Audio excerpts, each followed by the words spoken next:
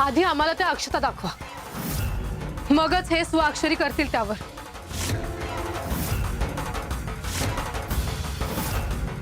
मी स्वाक्षरी करतो. अहो नको, आधी दुसरा पर्याय नाही अलकनंदा.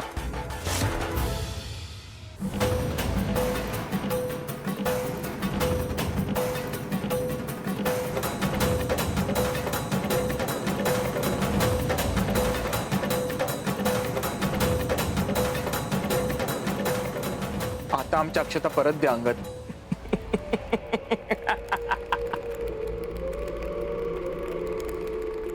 मी सगळी संपत्ती तुझ्या नावावर केली अंगद. आता तरी आमचे दाणे परत दे. त्या अक्षता ठेवून तुला काय मिळणार आहे? काही नाही मिळणार. चल निघ इथून. वाटलंच होतं तुम्ही विश्वासघात करणार, म्हणून मी तुम्हाला अडवत होते. पाहिलत ना? हे चल ग, आली मोठी शानी. अहो का करताय असं? द्या ना त्यांना ते अक्षता. स्वामी देवांचा प्रसाद आहे होतो.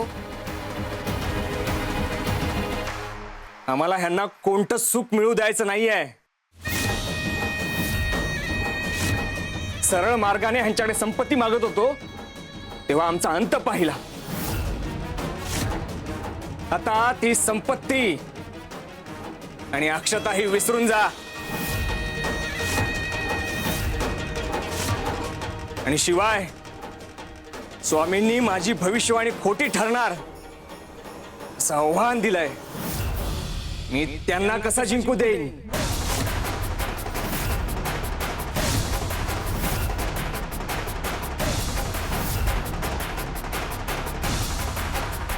मी माझं ज्ञान आणि माझं भविष्य खोटं ठरू देणार नाही.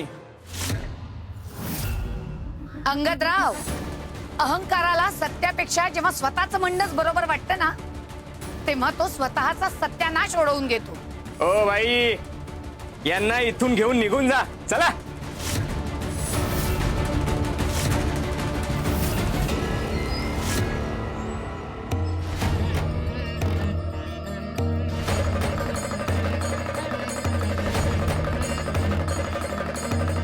अंगदराव, हे सगळं करून तुम्ही स्वामी देवांना हरवू शकाल असं वाटतं का तुम्हाला? अक्षता मिळवल्या म्हणजे आता स्वामी हतबल झाले, ते काहीच करू शकणार नाही असं वाटतं का? मला माहित नाही ते काय करतील, पण मी त्यांचा कुठलाही प्रयत्न यशस्वी होऊ देणार नाही. माझी भविष्यवाणी खोटी ठरली तर लोकांमध्ये माझी प्रतिष्ठा डागाळेल. माझं प्रस्थ संपेल आणि मला ते कदापि मान्य नाही. अंगद असं करू नकोस. अरे आपण भाऊ आहोत. जे झालं ते विसरून जा. अक्षता परत दे. अरे स्वामींच्या आशीर्वादाशी खेळू नकोस. अंगद माझं ऐक, मी तुझ्यासमोर हात जोडतो. अहो तो तुमचा धाकटा भाऊ आहे, तुम्ही त्याच्यासमोर हात जोडणार? लाज वाटत नाही तुम्हाला? स्वार्थासाठी इतक्या खालच्या थराला गेलात तुम्ही.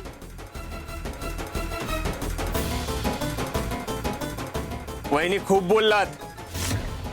तुम्ही अशा ऐकणार नाहीत. तुम्हाला तर आता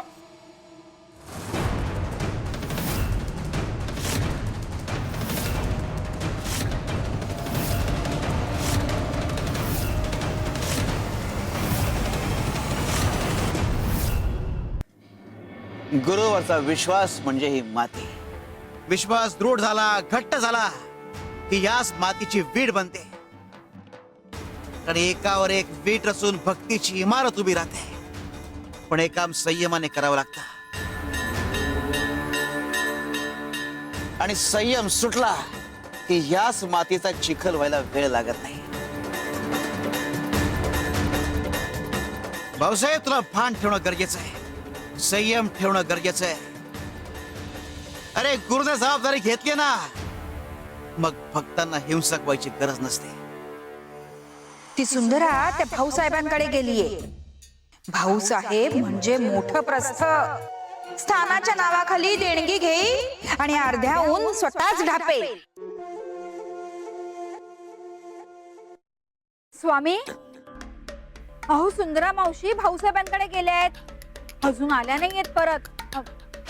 फार काळजी वाटते हो त्यांची. मी एक काम करू का? तुम्ही जर हो म्हणत असाल तर मी भाऊसाहेबांकडे जाऊ का? म्हणजे सुंदरा मावशी ठीक आहे की नाही हे पण कळेल ना. देवराज, ही वेट दे तिला. होय स्वामी. हे घ्या कपिला ते.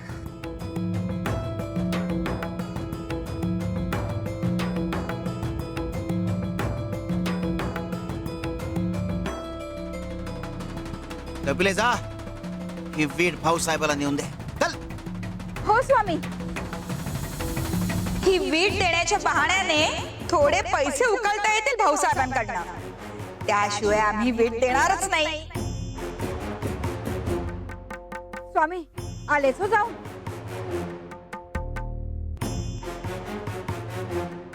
कपिले, अगं तुला ही स्वार्थाचा आजार चढलाय. ही वीट अनेकांच्या आजारावरचा उपचार आहे. शिवार शंकर, नमामि शंकर, शिवशंकर शंभो.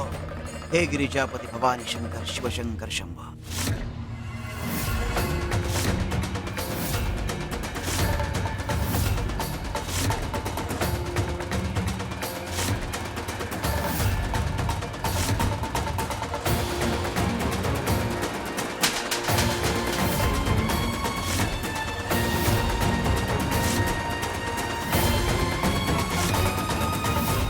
अंगद, अरे वहिनी आईच्या जागी असते, तिच्यावर हात उगारायला गेलास तू.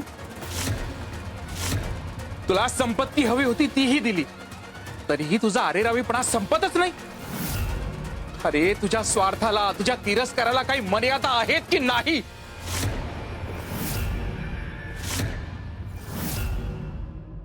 मर्यादा मर्यादा तेच पाळतात त्यांच्याकडे गमावण्यासाठी काही असतं.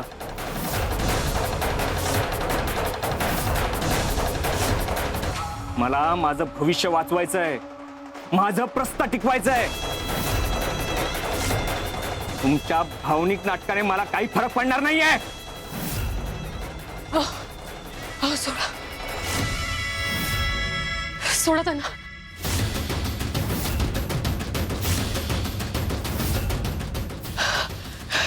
सोडा.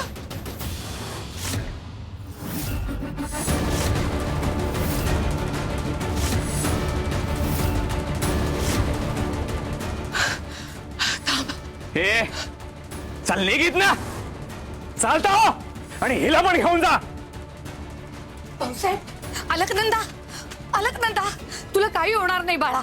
नाही, तुम्ही असे ऐकणार नाही.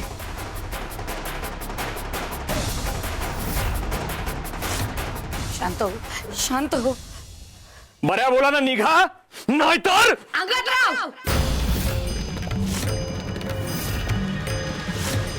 नाती विसरलात, माणुसकी विसरलात, स्वार्थापायी स्वतःला हरवून बसलाय. ते लक्षात येते का तुमच्या?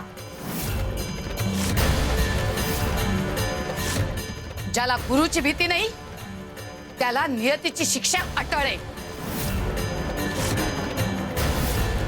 जे पेराल तेच उगवणार.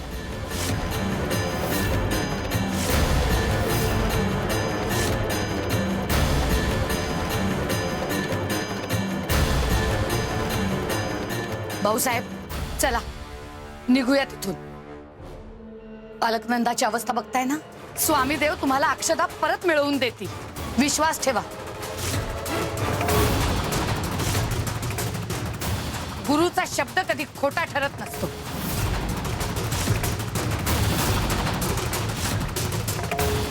चल ग, चल, सांभाळ. चल, ये.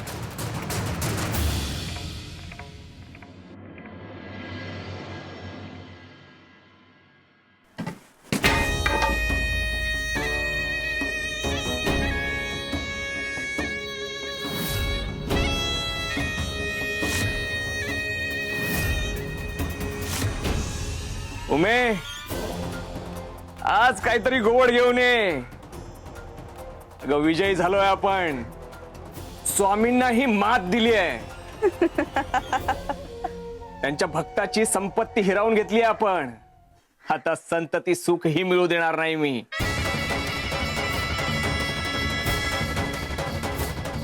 आता बघतोच मी वर्तवलेलं भविष्य कोण आणि कसं बदलतंय ते.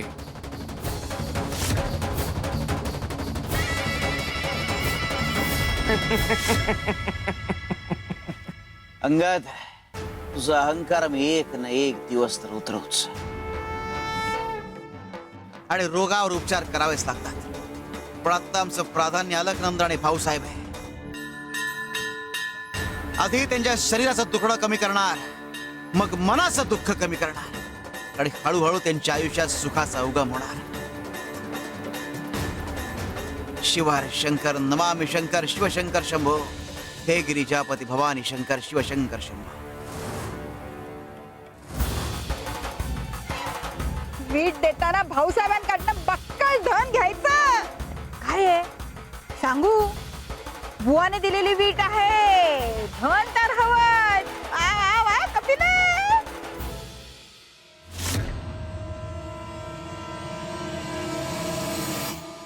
हे काय होतंय? ही वीट अचानक जड कशी झाली? आतापर्यंत तर हलकी होती. ही वीट जड होते म्हणजे नक्कीच स्वामींची काहीतरी लीला आहे. भाऊसाहेबांकडनं बक्कळ पैसा घेता येईल. वीट एवढी जड झालीये.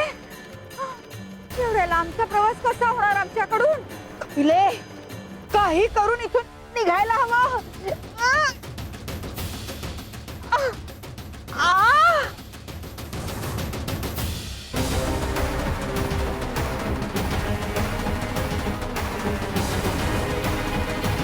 कपिले, तुझी शिक्षा हाच तुझ्यावरचा उपचार आहे. तुला बरं व्हायला अजून बराच काळ आहे. पण आम्हाला अलकनंदाला लवकरात लवकर बरं करायचंय. शिवार शंकर नमामि शंकर शिवशंकर शंभो. हे गिरिजापती भवानी शंकर शिवशंकर शंभो.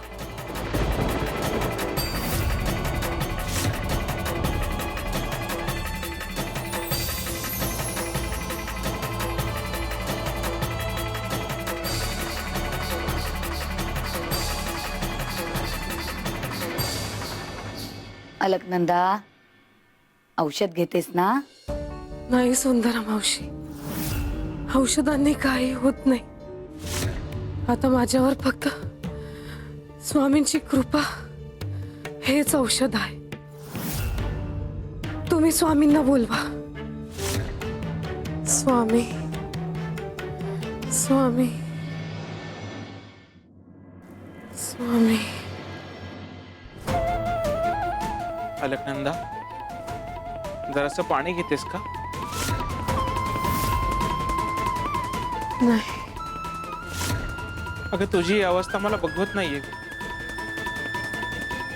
सुंदरा मावशी, मी एकटाच अक्कलकोटला जातो आणि स्वामींना घेऊन येतो.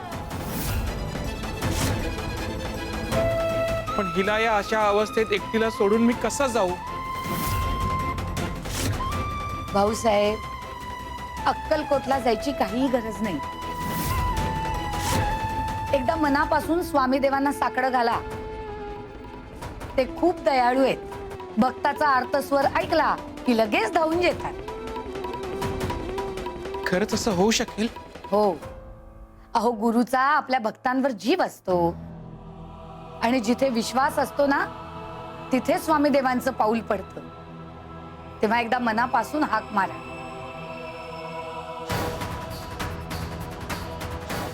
श्री स्वामी समर्थ. श्री स्वामी समर्थ.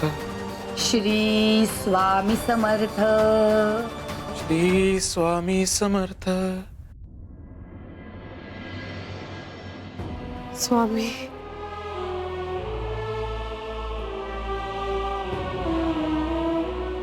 स्वामी, तुमच्या भक्ताची ही विनंती ऐका. माझ्या अलकनंदाच्या उद्धारासाठी धावून ये. तिचे दुःख दूर करा. तुमच्याशिवाय आमचं कोणीच नाही.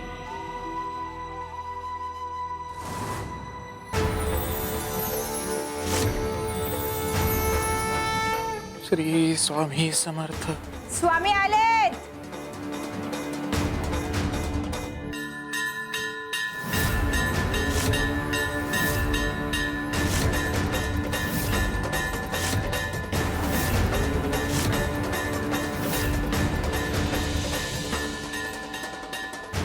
कपिलाताई, कपिलाताई तुम्ही? स्वामी कुठे आहेत? स्वामी चालेत असं समजा. जिथे त्यांचा आदेश तिथे त्यांचं अस्तित्व असतं. भाऊसाहेब, स्वामींनी ही वीट दिलीये त्यांच्या आशीर्वादाच्या रूपाने.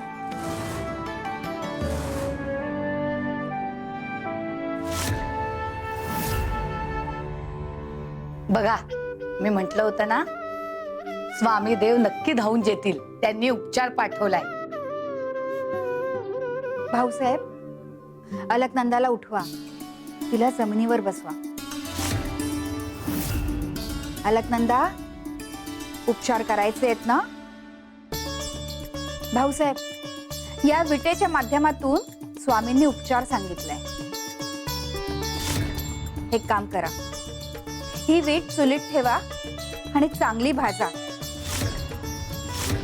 आणि हो, हे सगळं करत असताना स्वामींचं नामस्मरण करा, कारण भक्तीतच उपचाराची शक्ती असते.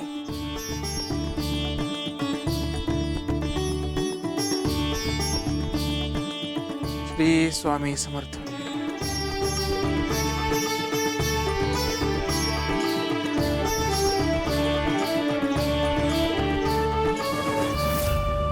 अलकनंदा, आम्ही इथे आहोत आणि अंश रूपाने कपिलाच्या रूपात तुझ्या जवळ आहोत. तुझ्यावर उपचार आम्हीच करतोय. फरक फक्त इतकाच आहे की आता मूळ रूपात आलेलं नाही. विश्वास अजून गाढ व्हायचा आहे. तुमचा विश्वास जेव्हा पूर्णत्वाला येतो तेव्हा आम्ही प्रत्यक्ष रूपात दर्शन देतो. आता अंश रूपात आहोत. तुमच्या विश्वासाची तीव्रता ठरवेल की उपचार किती लवकर फळ देतील ते. आम्ही प्रार्थना ऐकली, प्रतिसाद आहे दिला. आता तुमची श्रद्धाच तुम्हाला उत्तर दे. स्वामी, भक्तांनी रोज प्रार्थना करावी. ही नेमकी कशी करावी आणि काय मागणं मागावं?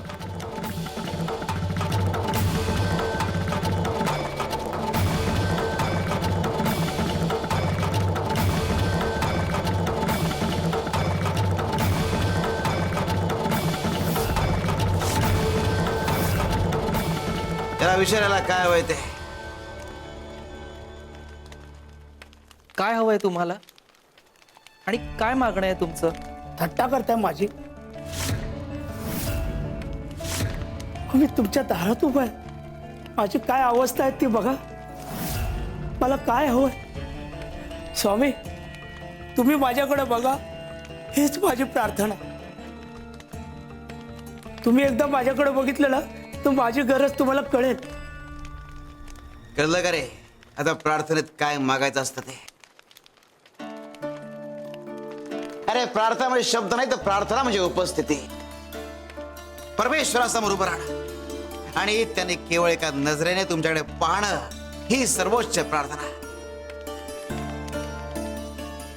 शब्दांची गरज नसते रे, गरज असते ती भावाची. जो भाव मी अलकनंदात पाहिलाय. ज्याला काय हवं ते द्या.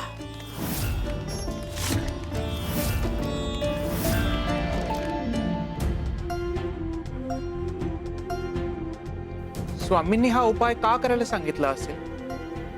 भाऊसाहेब, स्वामींवर विश्वास ठेवा आणि उपाय करा. अलकनंदा, आता हात विटेवर धर.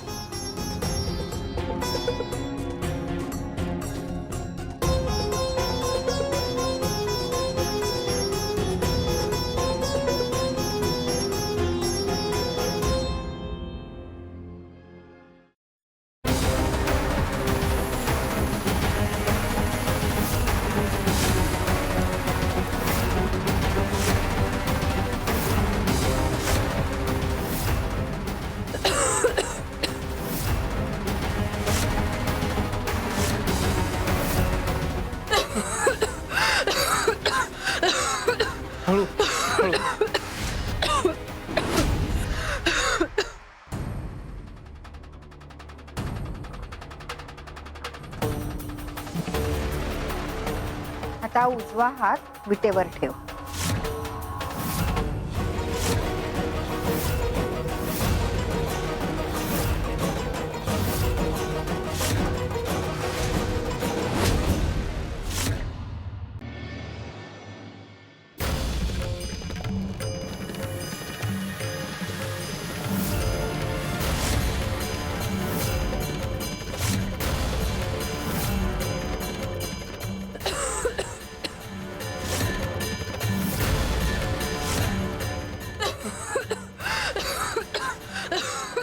हळू हळू.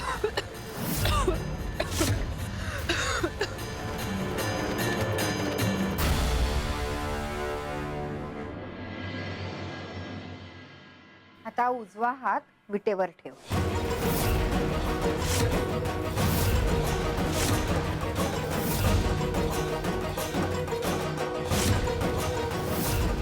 अलकनंदा, अगं घाबरू नकोस. स्वामी देवांवर विश्वास ठेव.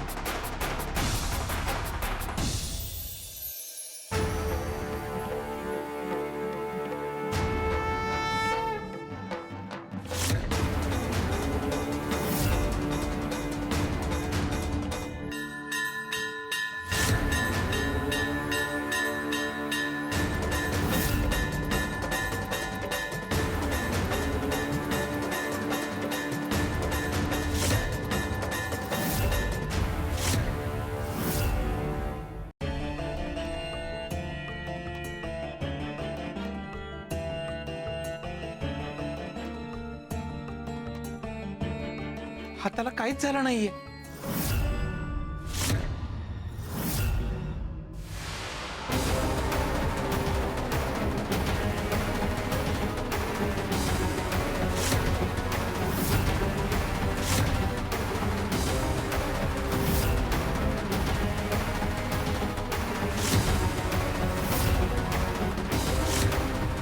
अलकनंदा, अलकनंदा,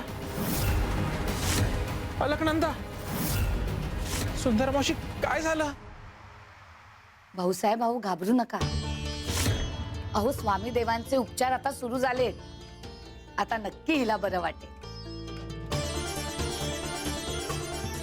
स्वामी, तिला लवकर बरं वाटू दे आणि आमची अक्षता ही लवकर सापडू दे. श्री स्वामी समर्थ. श्री स्वामी समर्थ.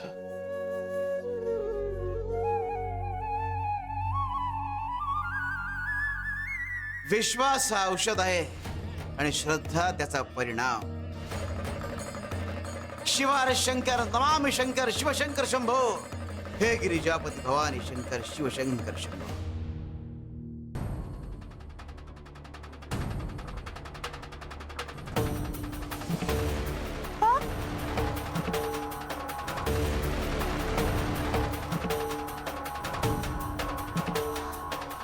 स्वामी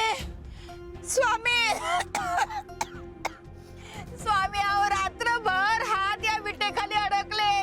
दया करा, मला यातून बाहेर काढा स्वामी, यातून बाहेर काढा. आता तर मी नीट वागत होते, मग तरी ही शिक्षा का मला? तुम्ही जर मला या वेदनेतनं बाहेर नाही ना काढलं तर या विटेवर मी ना डोकं आपटेन आणि जीव देईन.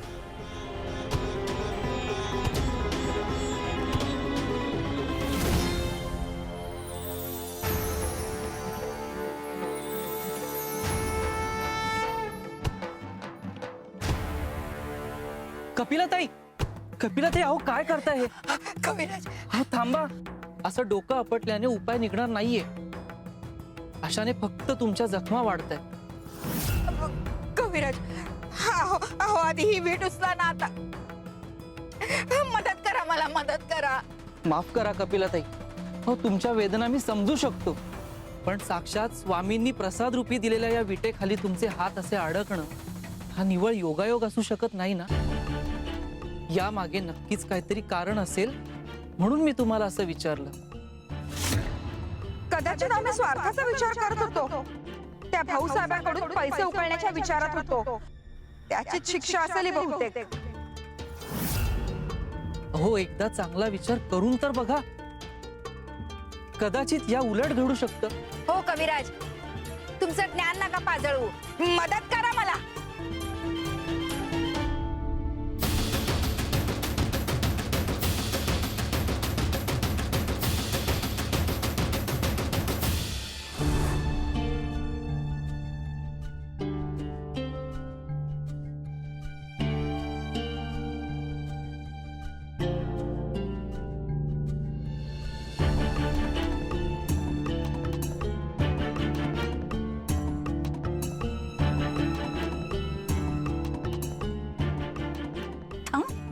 मी करते मदत. ये सावकाश, हा सांभाळ.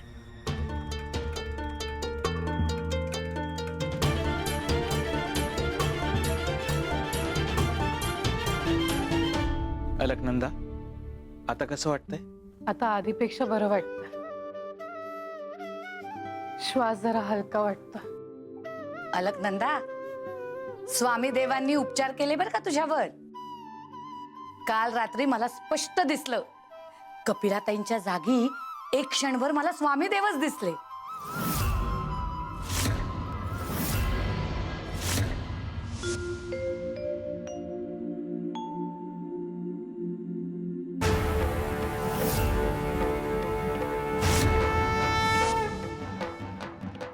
स्वामी, आमच्यावर एवढी कृपा? आम्ही खरंच इतके पात्र आहोत का? पात्रता, पुण्य हे सगळं स्वामीदेव ठरवतात. एक गोष्ट मात्र नक्की, तुमचा भाव उत्कट आहे, प्रेमळ आहे. आणि स्वामीदेव भाव पाहतात, बाह्य रूप नाही. अहो, स्वामीदेव म्हणजे तीच माऊली आहे जिथे शुद्ध प्रेम असतं, जिथे कृपा वाहत असते.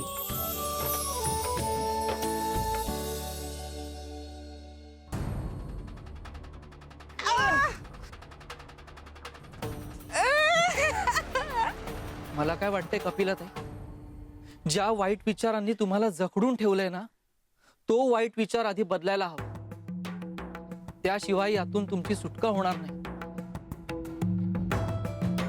वाईट विचार काढायचा, चांगला विचार करायचा. तो कसा करायचा? नाही म्हणजे स्वामी नेहमीच तथास्तु म्हणतात. हा, मग मी चांगला विचार करते. माझ्यासाठी धन धन मागते. स्वामी, मला खूप सारं धन मिळू देत. चांगला विचार, हा बघ, चांगला विचार केला ना. आता कसली वाट बघताय? मदत करा.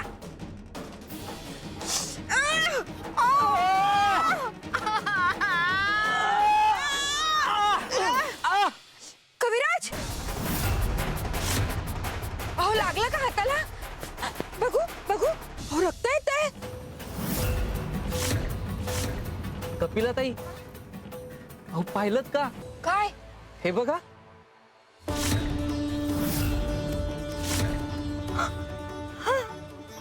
विटे खालून माझे हात निघाले. बघितलं, ठरवून नाही, पण तुम्ही अगदी मनापासून हळहळलात ना, हाच तो योग्य विचार. स्वार्थ बाजूला सारून दुसऱ्याच्या वेदनेची जाणीव होणं, तेव्हाच बंधनातून आपोआप मुक्तता होते. म्हणजे इतरांबद्दल चांगला विचार केल्याने माझाही चांगलं होईल. निश्चितच होईल. दुसऱ्यांच्या सुखासाठी केलेली प्रार्थना ही स्वतःच्या आयुष्याचं दार उघडते.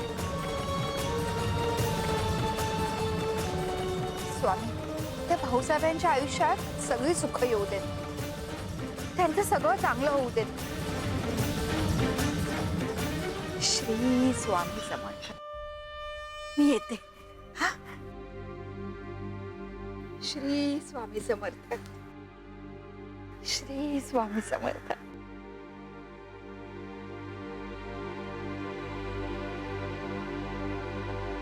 स्वार्थ हात जखडतो, करुणा हात मोकळे करते. दुसऱ्याच्या सुखासाठीची इच्छा हीच स्वतःच्या मुक्तीची पहिली पायरी असते.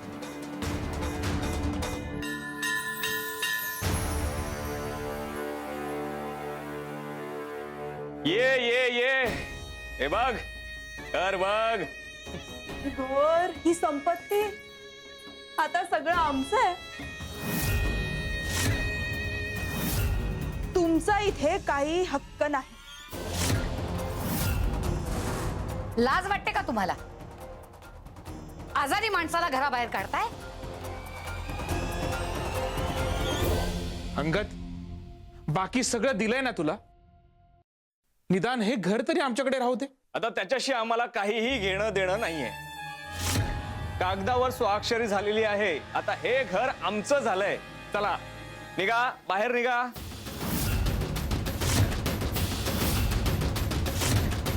अलकनंदा, आपण निघूया इथून. अहो पण अशा अवस्थेत कुठे? मला माहितीये की तुझी फरफट होईल, पण विचार कर, अगं प्रत्यक्ष स्वामी आपल्या सोबत आहेत. आपल्या बाबतीत जे काही घडतंय ते फक्त आपल्या भोगांचा भाग आहे. असे भोग जर टाळले तर ते वाढतात, पण स्वीकारले तर संपतात.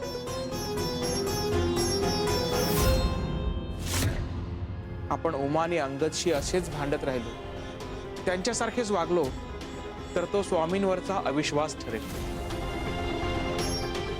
लक्षात ठेव, जो स्वामींवर विश्वास ठेवतो तो कधीच हरत नाही. अंगदराव, उमा, या घरावर स्वामी देवांची कृपा आहे.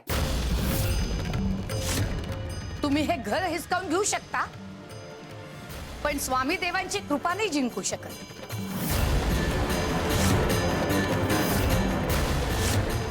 कारण जिंकण्यासाठी हक्क लागतो आणि हिसकावण्यासाठी लोभ.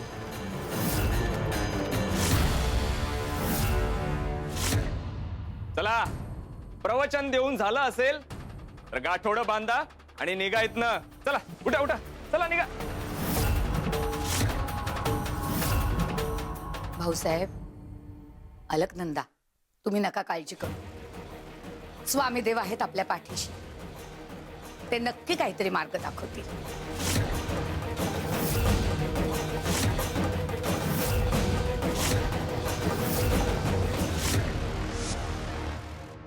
सावकाश. सगळं गेलं तेव्हा एवढं काही वाटलं नव्हतं, पण आज घर सोडावं लागलं.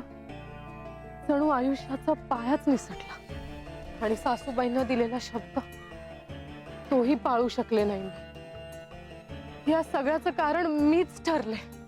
अलकनंदा, अगं स्वतःला दोष देऊ नकोस. आपण जेव्हा एखादी मूर्ती बनवत असतो तेव्हा कधी कधी ती चुकते, बिघडते. मग आपण त्या मातीचा पुन्हा गोळा करतो आणि पुन्हा नव्यानं मूर्ती करतो. आयुष्यही अगदी असंच आहे बघ. अगं कधी कधी सगळं गमावल्यावर ते परत मिळवण्याचा प्रवास सुरू होतो. हा शेवट नाही अलकनंदा, ही पहिली पायरी आहे नव्या प्रवासाची.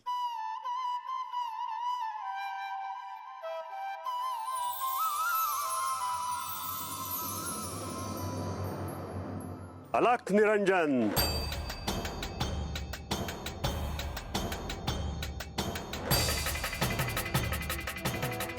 अलख निरंजन.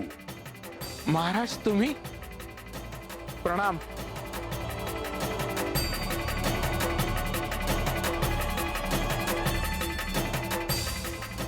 सुंदरा मावशी, हे साधू महाराज माझ्या वडिलांच्या काळापासून आमच्या घरी यायचे. आम्हाला स्वामी भक्तीचा मार्ग यांनीच दाखवला. महाराज, घर गेलं, संपत्ती गेली, माझा आजार पण, संतती नाही. स्वामी आमचा बचाव करताय, पण आमचं काही चुकलंय का? नक्की कुठे कमी पडतोय आम्ही?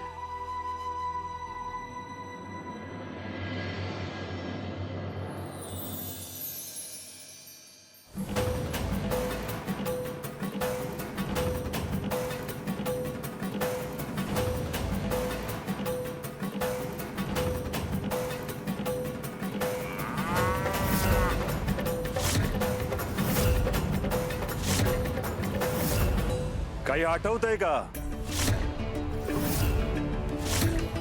जिथे विसर पडतो तिथे संकट आठवण बनून येतं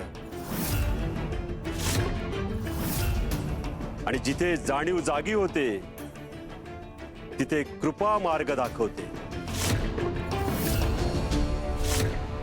आठवा, जोर द्या बुद्धीला.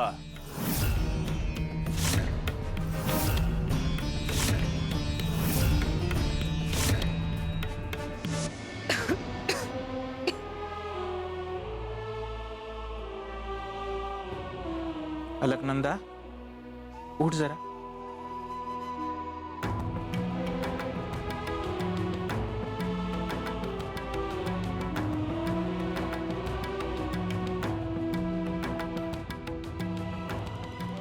अहो, किती दिवस चालणार असं? शरीर साथ देत नाही, मन थकतंय. थोडा धीर धर, तुला वाटेल बरं. घे जरासं औषध घे.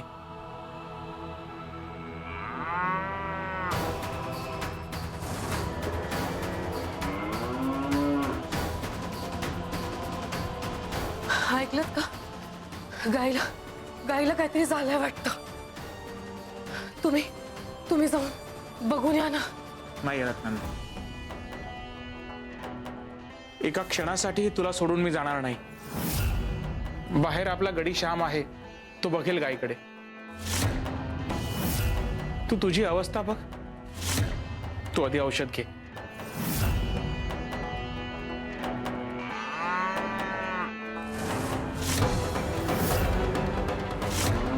थांबा, मी बघून येते. अगं थांब, आपण थोड्या वेळाने बघूया. आधी तू औषध घे. घे बरं.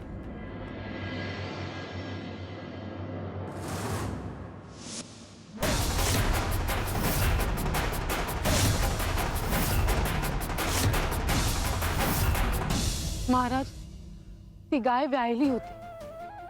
तिचं वासरू हालचाल करत नव्हतं, म्हणून ती वेड्यासारखी हंबरत होती.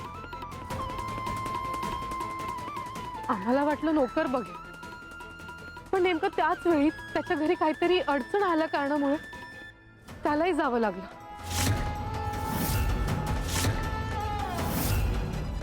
दुसऱ्या दिवशी पाहिलं तर ते वासरू वाचलं नाही. त्या दिवसाची खंत आजही आम्हाला छळते. आम्हाला वाटलं होतं की एक छोटीशी चूक झाली, पण आज जाणवतंय की आमच्या दुर्लक्षामुळे एका निरपराध प्राण्याचा जीव गेला. अनावधानाने घडलेली चूक ही चूकच असते. पाप जाणून बुजून केलं किंवा न कळत त्याचं फळ मात्र भोगावंच लागतं. नियत जरी शुद्ध असली तरी दुर्लक्षांचं ओझं कर्मात जमा होतच.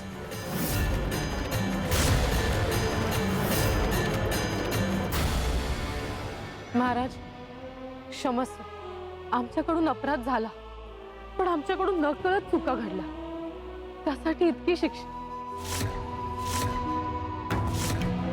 मग अंगद आणि उमा ते तर ठरवून पाप करतात, त्यांचं काय?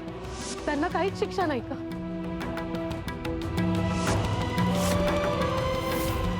अलकनंदा, स्वामी देव प्रत्येकाला चूक सुधारण्याची संधी देतात. तोपर्यंत थांबतात, पाहतात समोरचा बदलतोय का ते. पण जेव्हा तो बदलत नाही ना, तेव्हा त्याच्या पापाचा घडा भरू देतात. आणि एकदा का घडा भरला की तो फुटणारच. पण स्वामी देव अंधार फार काळ टिकू देत नाहीत.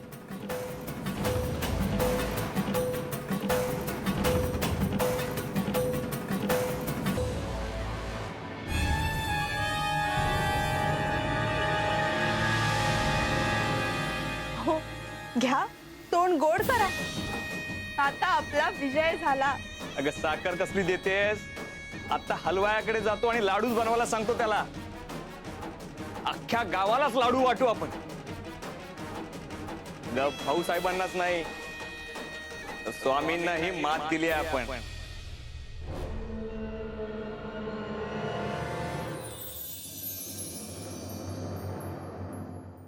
हो, लाडू आणायला विसरू नका.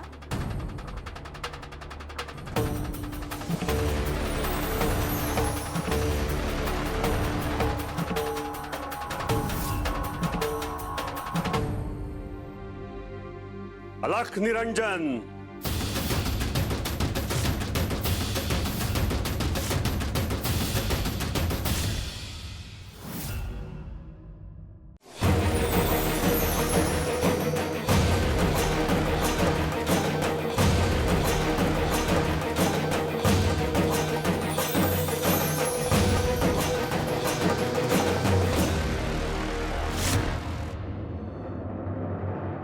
अलख निरंजन.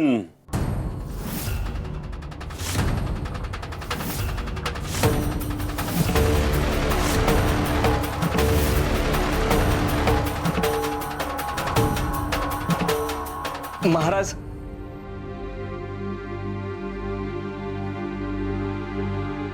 नमस्कार महाराज. आज इतक्या दिवसांनी? उशीर होण्याआधी भेट घ्यावी म्हटलं. उशीर म्हणजे? एवढा आनंद कशाचा? आज घरात उत्सवाचं वातावरण दिसतंय. महाराज, तुम्हीच मला ज्योतिष विद्या शिकवली. त्या विद्येच्या बळावर मी जे जे सांगतोय ते सगळं खरं होतंय. हो, लोक माझं ऐकतात, मला मानतात. त्यामुळेच माझा नशिबाचा काळ उजळलाय महाराज. त्या स्मितात समाधान नाही खरं.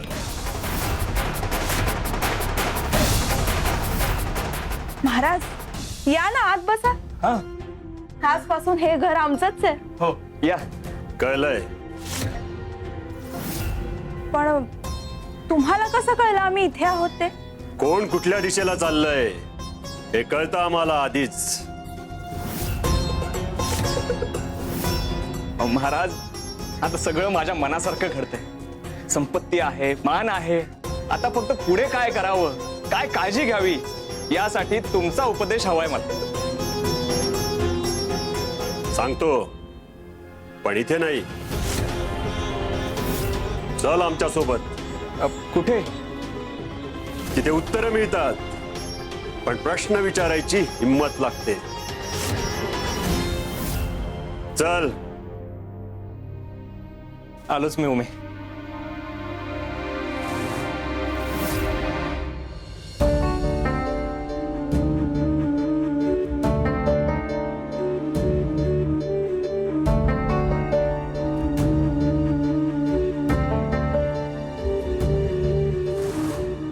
तुम्ही मला इथे का घेऊन आलात? असं काय उपदेश देणार आहात? आणि तेही या स्मशानात?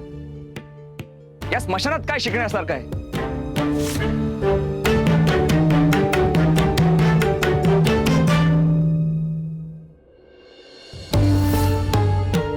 इथे जिथे सगळं संपतं तिथेच खऱ्या शिकवणीची सुरुवात होते.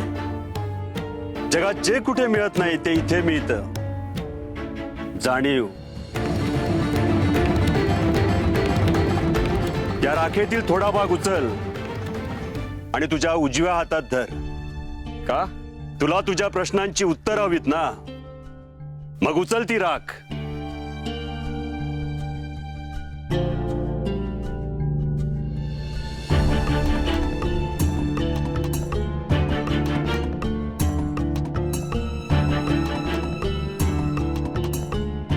आणि आता या राखेतील डाव्या हातात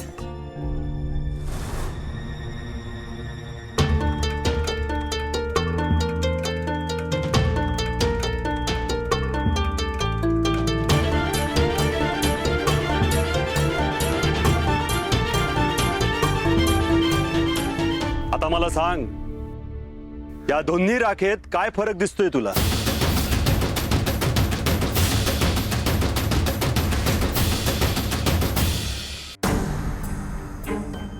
काहीच नाही. ही राखच आहे आणि ही राख. काहीच फरक नाहीये यात. तुझ्या उजव्या हातातील राख एका श्रीमंत माणसाची आहे आणि डाव्या हातातील एका गरीब माणसाची. डाव्या हातातील राख एका सज्जनाची आणि उजव्या हातातील राख एका दुर्जनाची. मृत्यूच्या समोर ना श्रीमंती उरते ना गरिबी, ना मान ना अपमान, उरते ती केवळ राख. जगात ज्याचा प्रवास सारखाच, त्याच्या प्रवासात इतका गर्व कशाला? तुला या राखेत सोनं दिसतंय का?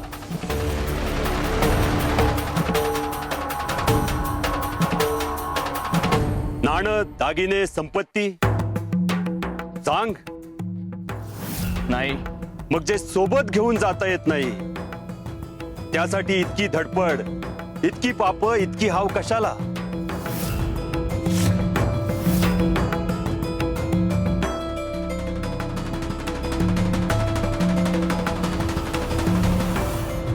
संपत्ती माणसाची नसते.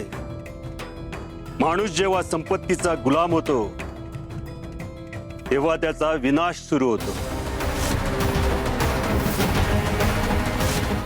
जे मिळाले त्यात समाधान मानता येतं. ओरबाडून घेतलेलं सुख जखम सोडून जात. तुझ्या पापांचा घडा भरलाय अंगत. आता तरी स्वतःला आवर, प्रायश्चित्त घे, पुण्य वाढव. भावावर अन्याय करू नकोस, नाहीतर पस्तावशील.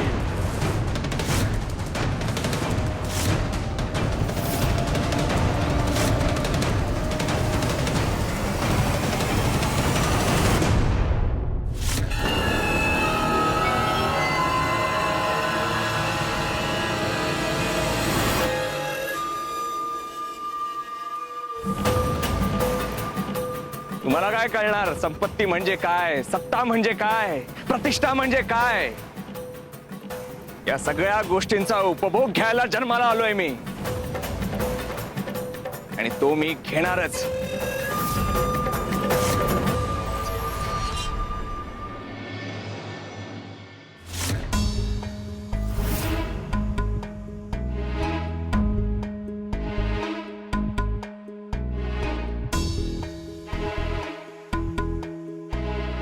अहो, असं दुसऱ्यांच्या घरात शिरणं मला योग्य वाटत नाहीये. मलाही वाटत नाही, पण हे घर त्याचं नाही, स्वामींचं आहे. आणि त्या अक्षता स्वामींचा प्रसाद आहे. मग चोरलेला प्रसाद परत आणणं हे मला पाप वाटत नाही. भाऊसाहेब, तुमचा हेतू शुद्ध आहे. स्वार्थासाठी नाही तर श्रद्धेसाठी तुम्ही हे पाऊल उचलले. हो मावशी, आम्ही कोणाकडून काही हिसकवण्यासाठी आलो नाही, किंवा जे आमचं आहे ते देखील परत मागायला आलो नाही. फक्त स्वामींचा आशीर्वाद शोधायला आलो आहोत. आणि त्यातही आमचं काही जर चुकत असेल तर आम्ही प्रायश्चित्त घ्यायला देखील तयार आहोत. पण आधी आपल्याला त्या अक्षता शोधायला हव्यात. ठीक आहे, तुम्ही आता अक्षता शोधा, मी बाहेर लक्ष ठेवते.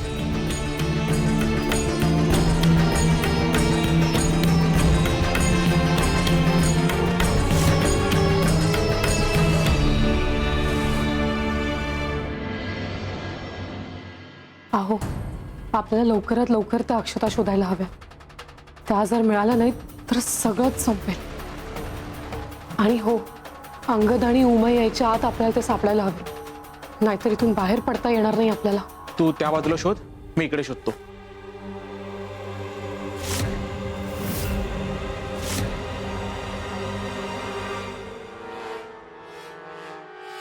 आता हे साधू महाराजांसोबत जाऊ नयेपर्यंत मी घरी जाऊन पैसे घेते आणि हलवायला लाडू बनवायला सांगते. आज गावात लाडू वाटायचे. अख्ख्या गावाला कळलं पाहिजे आमचे ज्योतिषाचार्य जिंकले. आजचा दिवस आमचा आहे. आज गावभर गोड बातमी फिरलीच पाहिजे.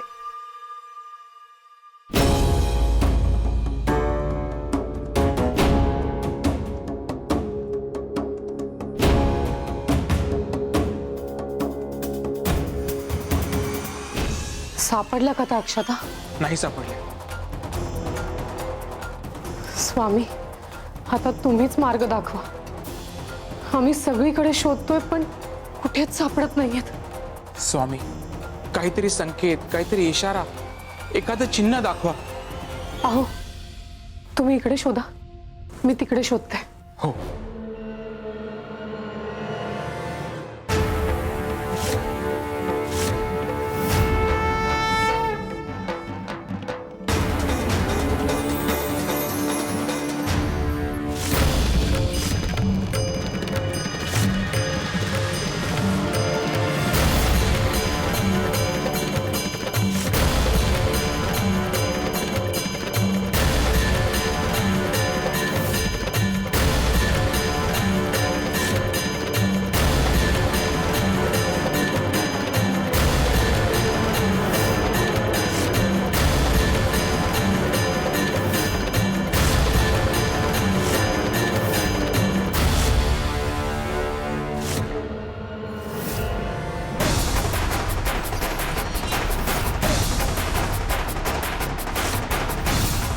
हे बाई, हे नाणं आधी मी पाहिलंय, त्यामुळे या नाण्यावर अधिकार माझा आहे.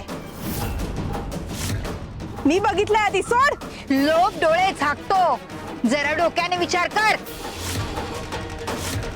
ए, उपदेश नको, तुझे कळलं ना? सोड म्हणते ना.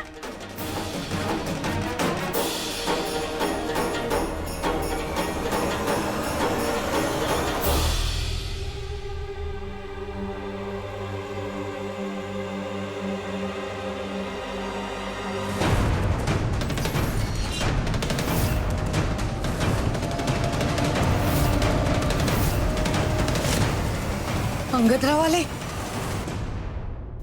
भाऊसाहेबांना सांगायला हवं.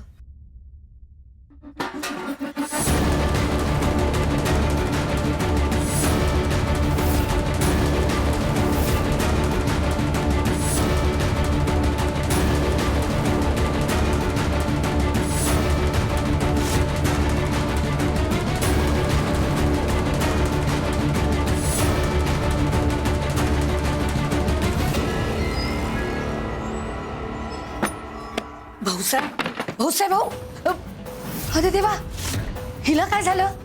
हो मावशी, आम्ही अक्षता शोधत होतो. अक्षता काही सापडल्याच नाहीत आणि अचानक हिला चक्कर आली. पकडले जाऊ या भीतीने चक्कर आली असणार. बरं ऐका, अंगदराव येत आहेत.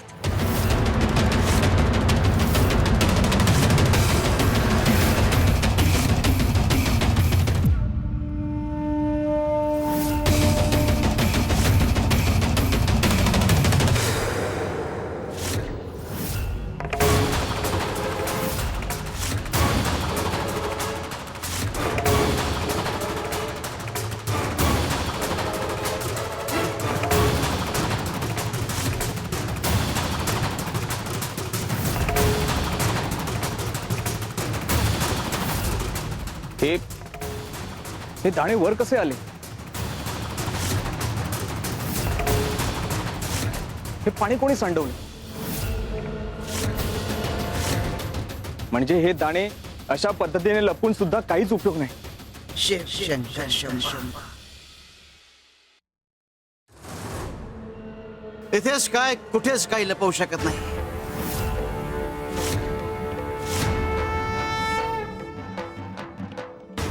अरे ब्रह्मांडात अशी कुठली जागा नाहीये जिथे आमच्यापासून काही लपवू शकता. शिव शंकर शंभो.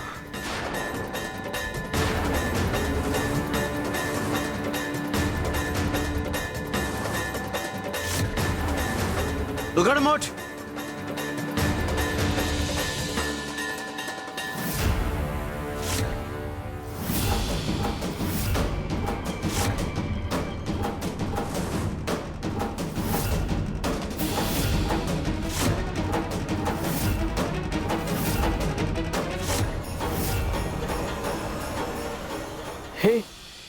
हे कसं काय शक्य आहे? हा भास नाही, प्रचिती आहे. जर आम्ही ठरवलं असता तर तुला हे दाणे चोरूच गेले नसते. किंवा ज्या क्षणी चोरले असतेस त्याला पुढच्या क्षणी ते पुन्हा मिळवता आले असते.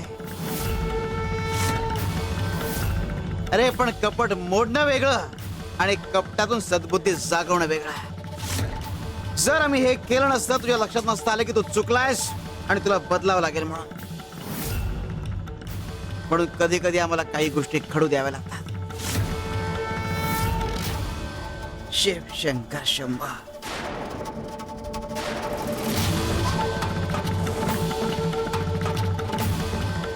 उघड मोठ.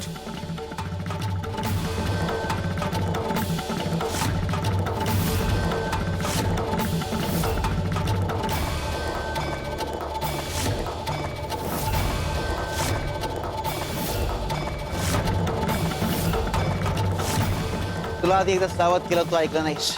पुन्हा एकदा सावध करतोय, बोध घे.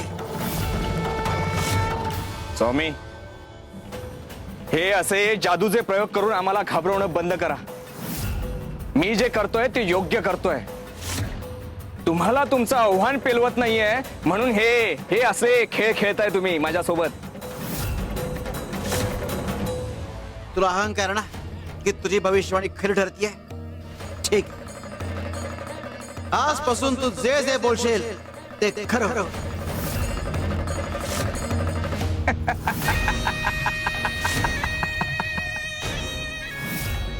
स्वामी, भविष्यवाणी खरी होणं वेगळं आणि मी जे बोलतोय ते खरं होणं वेगळं, असं काही नसतं. बर, ज्या दिवशी तुला प्रचिती येईल त्या दिवशी तुला विश्वास बसेल आणि त्या दिवशी तू स्वतःहून दाणे तुझ्या भावाला आणि अलखनंदाला नेऊन देशील. शिव शंकर शंभा.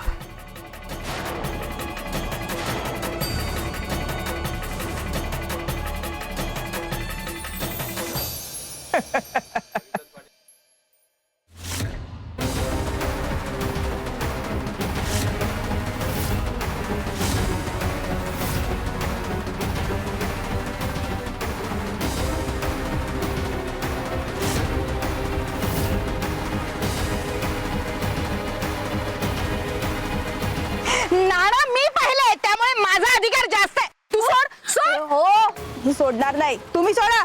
अगं ए माझे हातचं सोडायला मी वेडी नाहीये. आई गं! आ!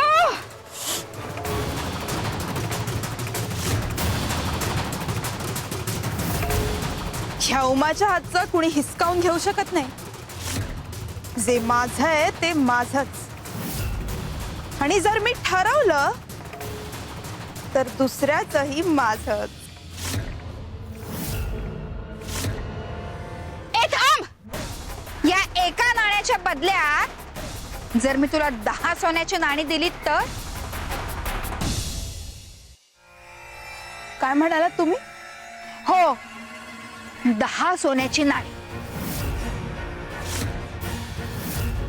हे नाणं दे आणि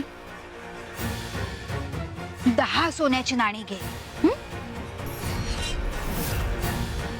एका नाण्याच्या बदल्यात 10 सोन्याची नाणी? असं काय आहे का ह्याच्यात? तुला नाही कळायचं ते काय आहे ह्याच्यात. मला खरं काय ते कारण सांगा आधी. खरं कारण? माझ्या गुरूंनी ना मला एक जागा दाखवली आहे जिथे अचानक मिळालेलं धन नेऊन ठेवलं की ते 100 पटीने वाढतं. असं काही असतं का? अगं हो, मी खोटं का बोलेन? हवं तर अनुभव घेऊन बघ तू, नाहीतर मी जाते बाबा. अहो नाही नाही, थांबा ना. खरंच अशी जागा आहे का? मग मला दाखवाच. खरंच तुला पाहिजे? हो. ती तिथे येते. चल. ही बाई मला गणवत तर नसेल ना की खरंच काहीतरी मोठं रहस्य आहे या नाण्यामागे? चल.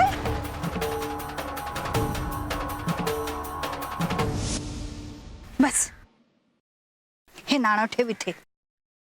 हा, आता बघ. हा,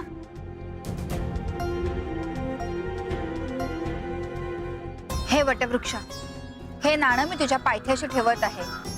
100 पटीने परत दे मला हे नाणं.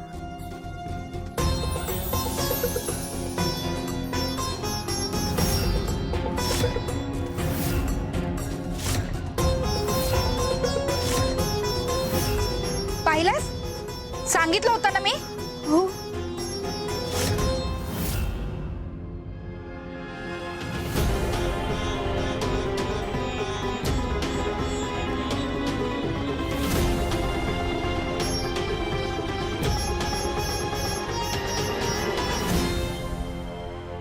ही सगळी नाणी मला द्या, ही 10 तुम्ही ठेवा. नाही,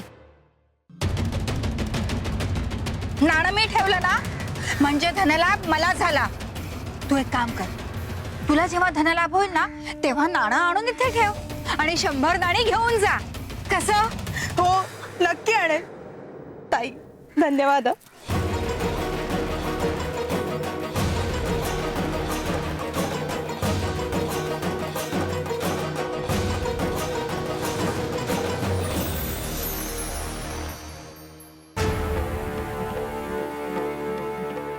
आणि तुमच्या वाईट कर्मांना तर सुमारच नाहीये, मग तुमचं काय होईल? शिव शंकर शंभा.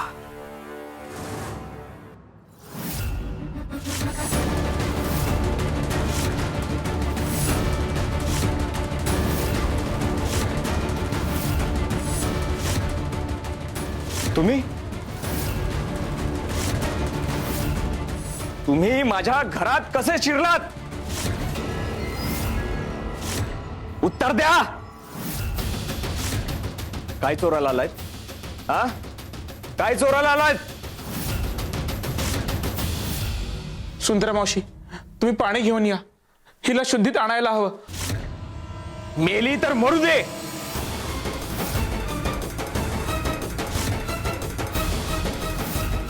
पण आधी माझ्या प्रश्नाचं उत्तर द्या.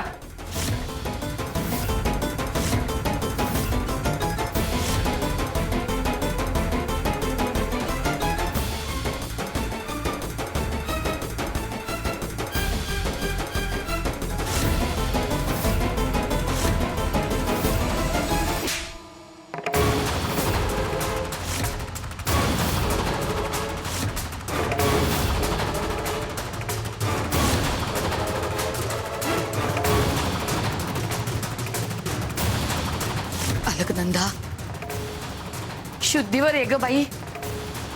अलकनंदा,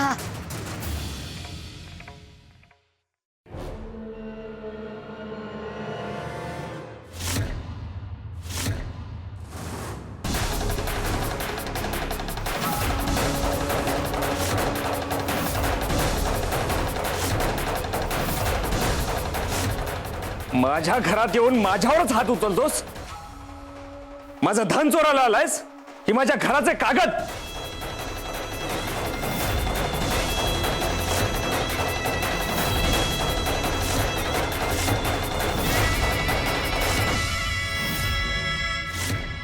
तुला जे करायचे ते कर, पण आधी माझ्या अलकनंदाला मला शुद्धीवर आणू दे.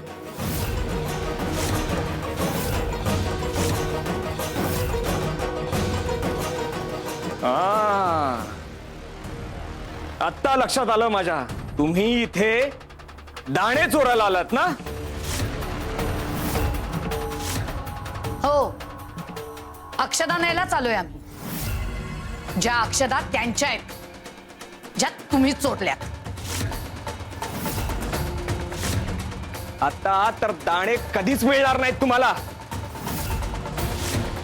आत्ताच्या आत्ता हिला इथून घेऊन जा, नाहीतर एक एकाचे मुर्दे पाडीन मी.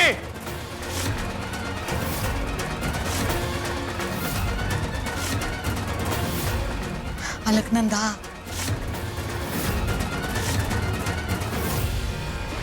अरे, गुरुवर विश्वास ठेवून सगळेच चालतात, पण जो दरीच्या टोकावर उभा असतो आणि गुरुवर विश्वास ठेवून दरीत उतरतो, तोच खरा भक्त, तोच खरा शिष्य. बघूयात भाऊसाहेब आणि अलकनंदा हे पायवाटे चालणारे भक्त ठरतायत की गुरुवर विश्वास ठेवून दरीत उतरणारे भक्त ठरतायत. शिव शंकर शंभा.